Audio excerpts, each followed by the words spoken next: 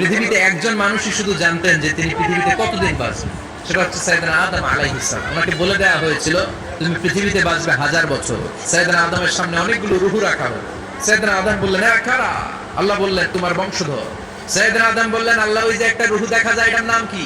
এটা তোমার ছেলে দাউদ, সে দুনিয়াতে নবী হয়ে আসবে। সাইয়েদনা আদম বললেন মাবুদ আমার ছেলে দাউদের কত বছর হায়াত আপনি দিয়েছেন? আল্লাহ বললেন মাত্র 40 বছর। সাইয়েদনা আদম বললেন মাবুদ এত ফুটফুটে সুন্দর আমার ছেলে দাউদ মাত্র 40 বছর দিলেন কেন? আল্লাহ আপনি বাড়ায় দেন, আল্লাহকে বাড়ানো যাবে না, লেখা হয়ে গেছে। সাইয়েদনা আদম বললেন আমার 1000 বছর থেকে 60 বছর আমি আমার ছেলেকে দিয়ে দিলাম।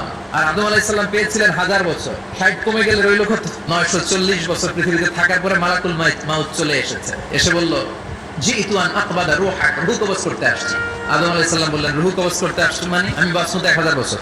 মালাকুল মাউত বললেন না না, ওই যে আগের কথা স্মরণ করেন আপনি 60 বছর দিয়ে দিয়েছিলেন। কয় না আমি দেই নাই।